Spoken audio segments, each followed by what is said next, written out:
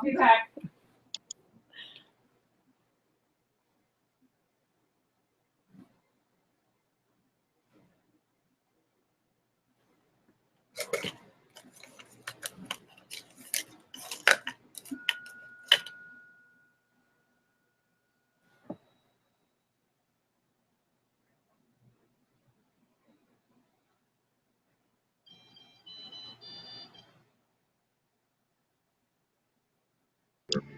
Hello? Hi. There we go. Hi. I lost you for a minute. Yeah, I don't know what happened, which is probably means that we have to introduce ourselves once again. But before we do that, who are you? Jennifer Lee, third grade teacher at Patton. Awesome. And if you didn't hear it before, since I had the sound off, Tim Higgins, Secretary for District 25.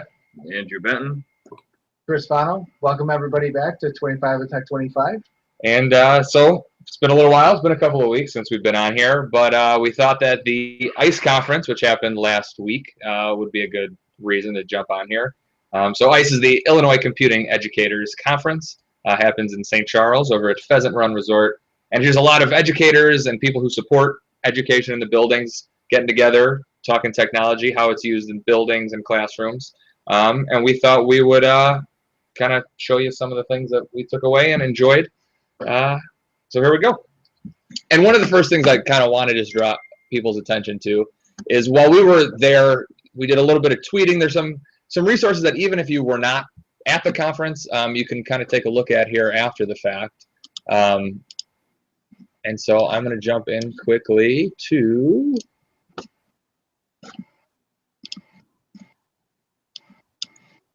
Twitter here.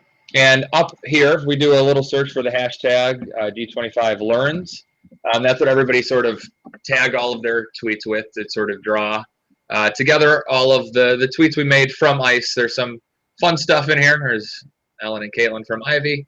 But some informational stuff too. So if you go to Twitter, search that hashtag, you can find some things, as well as the hashtag ICE16, which was the official conference hashtag. Again, just a way that people were sort of communicating out the things that they were experiencing and doing while at the conference. Yeah, just along with that too, for all of you who are on Twitter, the hashtag D25Learns is a great way to share resources that you found, things that you're getting, using in the classroom, again, to share out to the rest of the staff as well. So continue to use that hashtag to share within our district. And then, as Tim said, I-16 still rolls on with a lot of the presenters and the attendees there as well. Awesome. Another kind of neat resource is if you actually go to iceberg.org, which is the ICE website, the official website, and come over here to ICE Conference. I believe that's where I want to go, right? Yeah, ICE Conference. And presenter resources down here. That'll actually link you to the place where presenters are able to post notes, where people in the sessions posted notes, as well as any resources that the presenter wanted to pass along. So if you kind of scroll through here a little bit, take a look at some sessions that, had you been at the conference, would have been interested in. You can take a look and see what notes and resources are left there for you. So a couple ways to still participate in ICE without having actually been there. And then one other thing, on YouTube, it was sent out in the email that links you to this this little web stream. But we also are asking any of our staff from District 25 who attended to post short videos, send them over to us, and we're adding them to this playlist called ICE 2016, Cool, Useful, and Exciting Takeaways. We have a couple. We actually have some videos, one from Tricia Fugelstad, one from Carrie Bauckham, who actually presented at ICE, so these are little mini versions of their presentation. And then we're starting to get videos to roll in from cool things that people saw, people wanted to share. So those are a couple different ways where you can still participate in ICE without having been at ICE. So that brings us back over here. And it looks like we have our another one of our guests who just dropped in. Hello? Hello! Who are you? I'm Brittany Donovan, a kindergarten teacher. Awesome, Brittany. Thank you for being here. I'm not sure how long you were tuned into this, but essentially we're just talking about ICE. Thank you for taking the time. Sure, happy to be here. Awesome. And so I guess really we just kind of want to ask either of you, whoever wants to talk first, about what you saw at ICE, cool things, and feel free to share them with us. Who's jumping in? You can go first. Okay. I went both Thursday and Friday. I had some great experiences. Thursday, I learned a lot more about STEAM and how I can use it in my classroom. There were sessions on just some of the tools that other districts are using, other teachers are using, more of Tinkercad 3D printers, what else? What they're having their students create, and whether it's in the classroom or if it's in like the LMC, and there's a part in there. One session I really enjoyed on Friday, which I thought was interesting, that I could actually put in my classroom and start doing right away or after conferences, is there was a session on 3D storytelling storytelling with a 3D printer, and I thought that that would kind of be fun, where the kids actually come up with a story. They have to create a script, they have to develop characters, backgrounds, so you can actually collaborate with the art department also. Their characters, they actually 3D print, and they don't even have to be very big, so you're not using a lot of the filament. They can be maybe 3 or 4 millimeters, or you can actually make larger ones, and they can be actually 3D prints. So they're trying to think. So they look more three-dimensional than a two-dimensional object. And then they did stop-motion filming, and they tell a story. So I thought that was kind of interesting. So, Brittany? Okay, I had two things. Okay, if the Otis was really neat. He said that for teachers it's free, but if you wanted to do a district one, you have to pay for that. And a couple of cool things is that it's like a place to do everything, so you don't have to keep going back and forth between things. So they said that it works through PowerSchool, which is really neat. And then you can put Ames web data in there, all of your assessment data goes in there. You can do it for just managing the class too. So it's all in one place. And then I was asking, Corinne was in that session with me, and we were trying to set up our class right away. And right now you have to have the students add you. So then we asked, can we just type classes in there, because I'm working with young kiddos. And he said March 15th, that'll be when they're making a way where teachers can add your kids.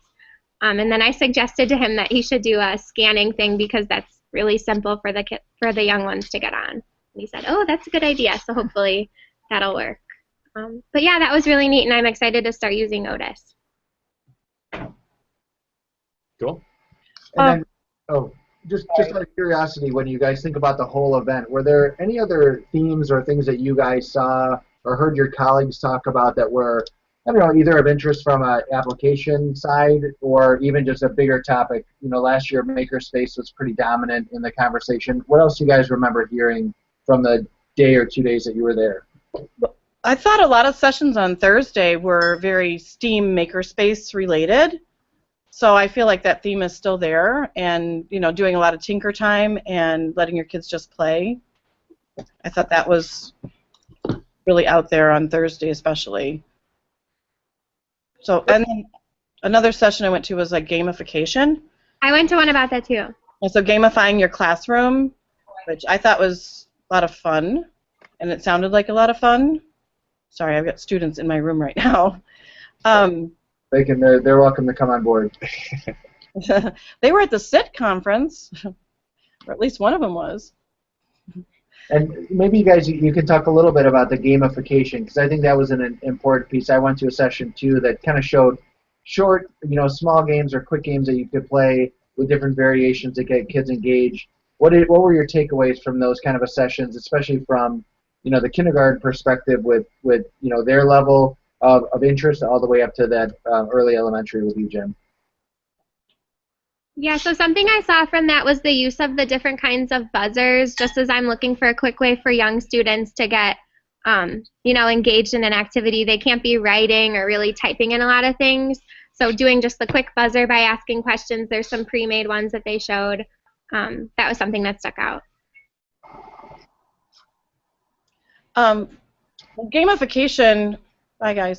Gamification isn't really just playing games in your classroom. It's actually creating, like, turning math into a game.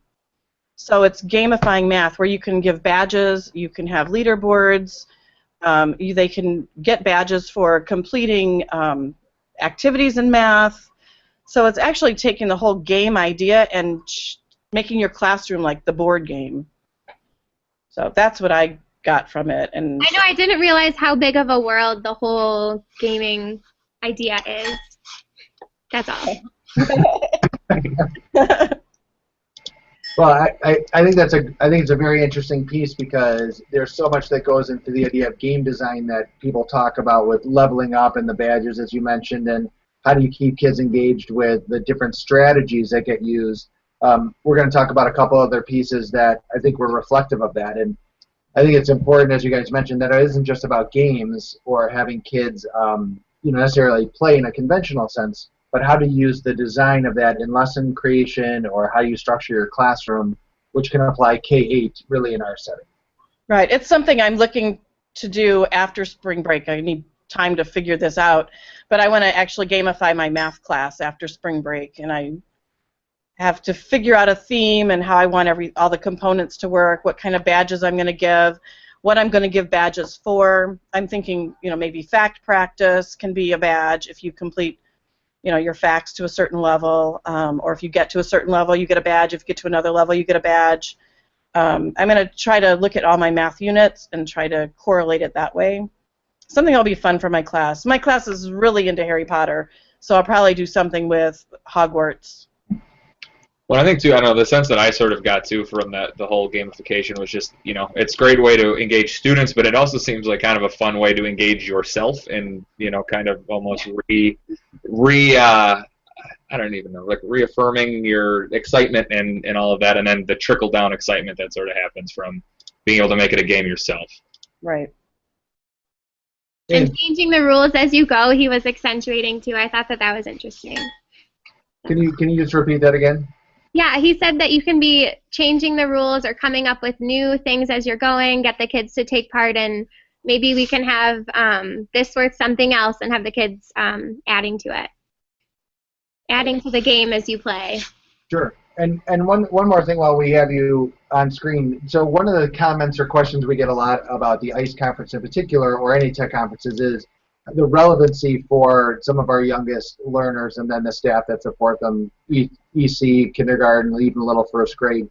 Can you talk a little bit about the choices that you had, or the experience that you had? Do you feel like it was worth the time to go, and that there were things that could be directly applied to that setting?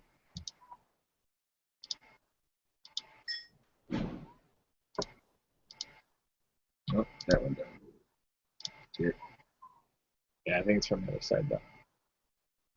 I don't know, Brittany, we lost your sound. Well, we'll get back to that. We can definitely get back to that in a minute, because I do think that's an important piece. And I know we have a couple other things that we can share about the ICE conference as well. Well, oh, go ahead.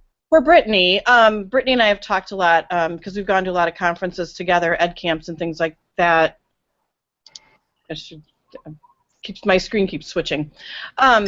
And we've talked about, if you can go to a session later, or a session for like 3rd through 5th, and you're a kindergarten teacher, you can just take some of those ideas and you can bring them down to, the kindergarten, 1st grade, 2nd grade level. And so you can still take those ideas and make them work for your classroom. Because I go to sessions sometimes that are for high school, but I can pull parts of them out, and I know that's going to work for my 3rd graders. Mm-hmm. You're back, Brittany. Yeah, he signed off right when he was in the middle of his question. Well, that's great. Is there anything else you wanted to add to that, Brittany, about that world and how you see it playing out? No, it's just kind of pulling the little bits and things that I could see my small people doing. It's more than you would think. That's great. Well, good. Well, I think we've got a couple other. Feel free, you guys, both to stick around or to chime in as we're talking. We're going to share a couple other things, but before we transition off to that, any other sessions or ideas that you want to make sure people are aware of about ICE? Well, I didn't attend it, but there was an ed camp after dark I didn't attend that, but I do attend lots of ed camps, and Brittany's been going with me too. Ed camps are really neat. Well, and that's a segue that we didn't necessarily talk about. We're going to highlight a little bit. There's going to be an ed camp coming to this area that we're hosting as a district. I believe it's in May. We're going to talk a little bit about that in an episode coming up, but that's a good endorsement, especially for people that you can get interested in and have them attend right here in the district. Mm-hmm. Yeah, those are great. All right. Awesome. Yeah. So I actually just wanted to mention something really quick as we're kind of running out of time. One of the sessions I sat in on, and got a little bit of grief for it, but I think it's an important thing, is copyright and licensing that goes along with just the amount of digital stuff that we're using all the time.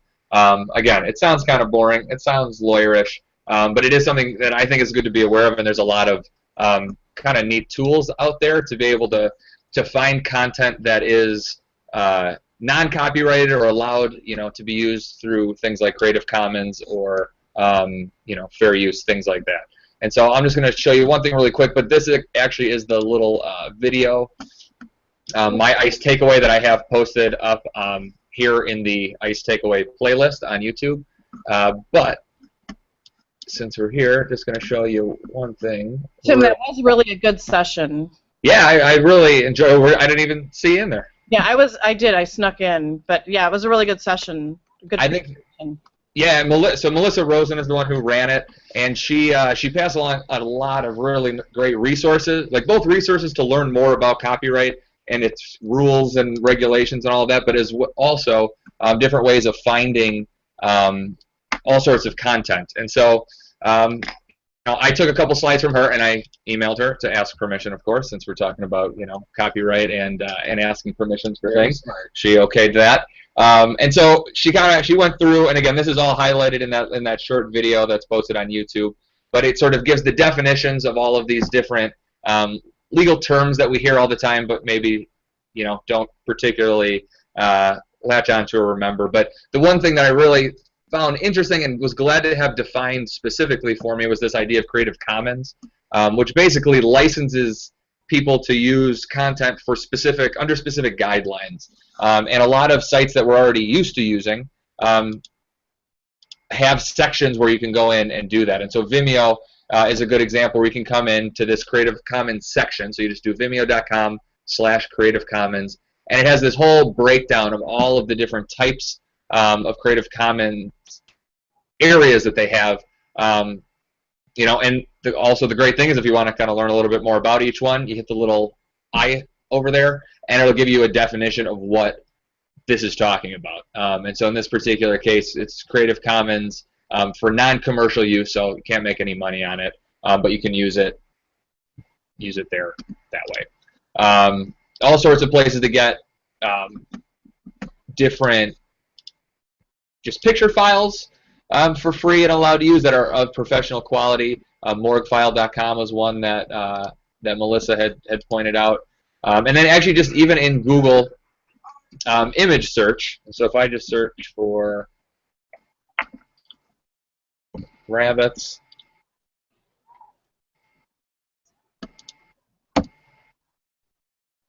under images, you get this option under search tools where you can look at usage rights and find things that are labeled for reuse, where you're able to use those. And it usually pulls from sites like that Morguefile or different image sites where people are licensed to be able to use it. It's in the public domain or falls under Creative Commons.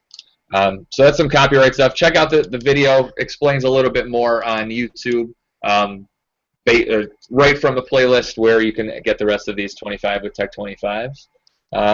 And so I'm going to pass it along, I think, to Ms. Rafano over here. I can share just a couple quick things. One of the things that Jen was talking about, which and Brittany was talking about, was this idea of gamification.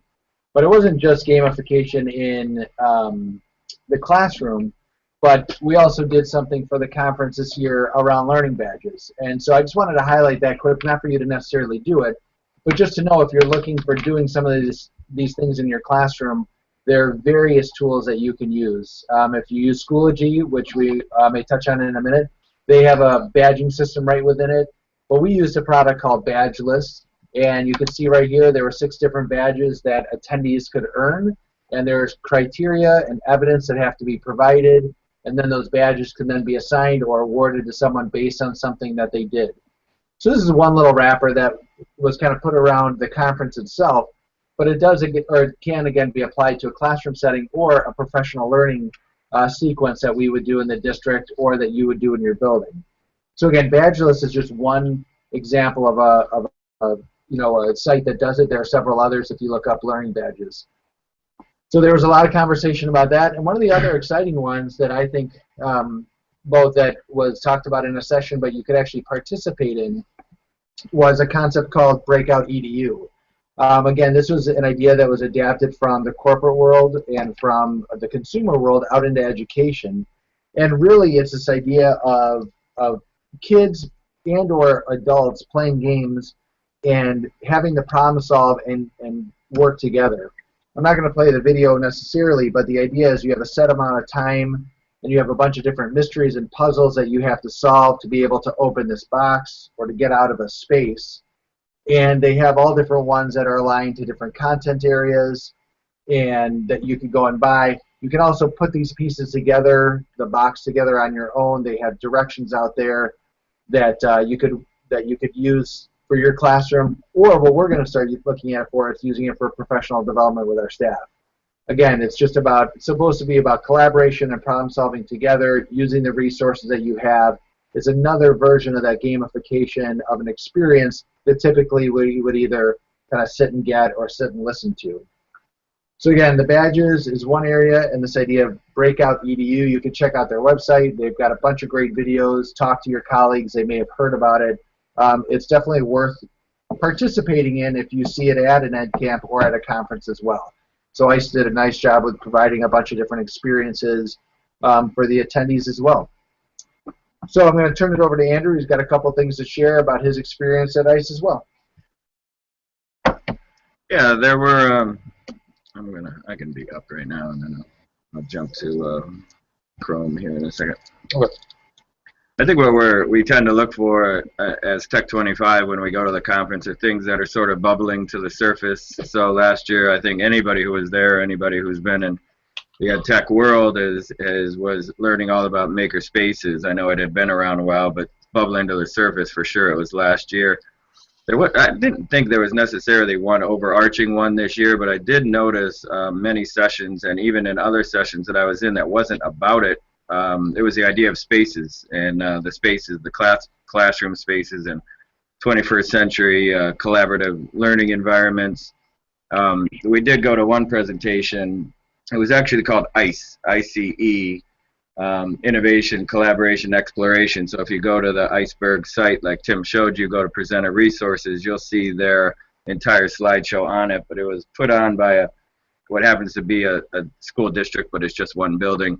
And they were doing construction, which, and while they were doing that, they thought, all right, let's take the library and the separate computer lab and turn it into a really, really incredible area. I know that it's not just snap your finger and this stuff happens, but I just thought as an observation of ICE this year, that seemed to be coming up an awful lot. The one thing that I appreciated about their presentation and their strategy in designing their new space was including all the stakeholders, including the kids. I mean, especially, I should have said especially the kids. The kids were very much a part of it. And the whole idea was from moving from teaching to facilitating. And so the way that they were designing the certain areas of the space was definitely the idea of moving to facilitating rather than standing in front and teaching, which we all heard a lot in the keynotes. The keynotes is two of the areas, the Thursday and Friday keynote, where they were talking about spaces a lot.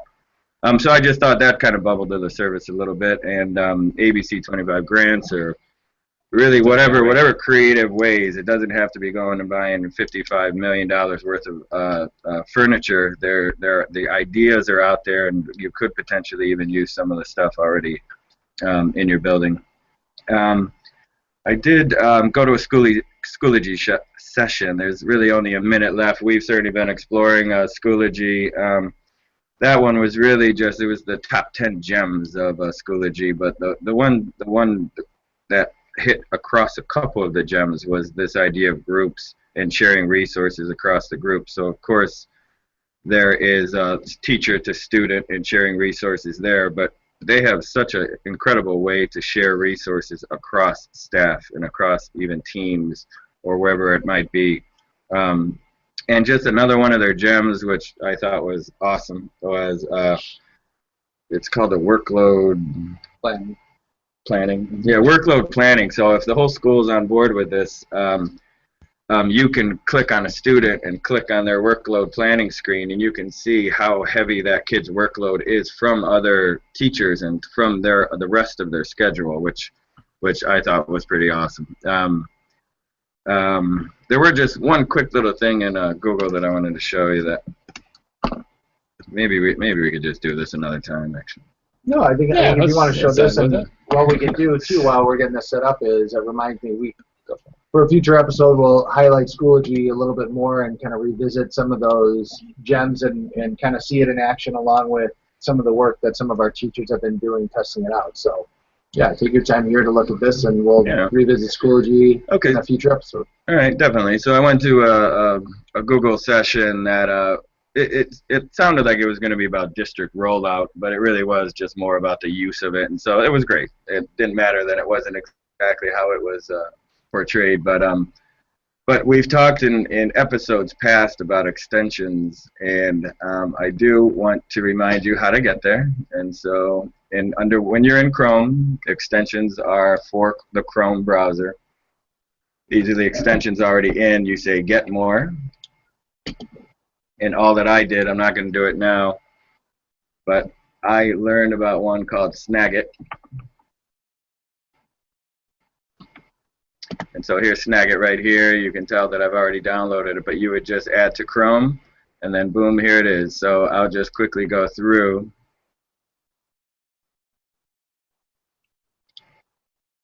What's its name? Yeah.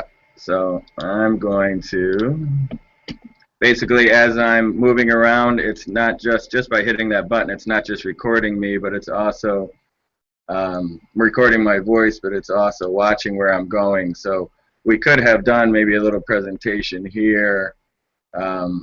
Just trying to see what, well, you know what, we'll just stop it rather than showing it. You see the timer was going, and when I say stop, I just didn't want this movie to go too long. We can name it.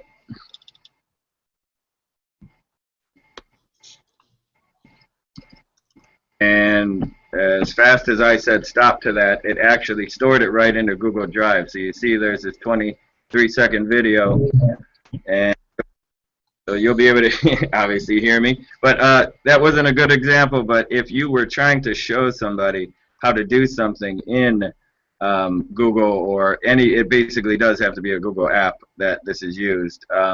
We're thinking of it for, gosh, even if we're on the phone with somebody out there in district that is, you know, maybe we're struggling to explain where we're going on the screens, it would be as fast as hitting that extension up in the upper right, hitting record, doing it, and that video could be shared with them in seconds. So it can be, you know, more intense where you're doing a full-on training. But it was just really a great screen capture tool if you're in the Google environment and you're trying to perhaps train somebody on quick hitters. Awesome. Snagit. It's a good one. Great. Awesome. Well, I think that brings us to the end of our time. Thank you, Brittany and Jennifer, for joining us here for you know, a great ICE follow-up recap episode. Hope to see you on here more in the future. And yeah, everybody watching, have a good one. Thank you.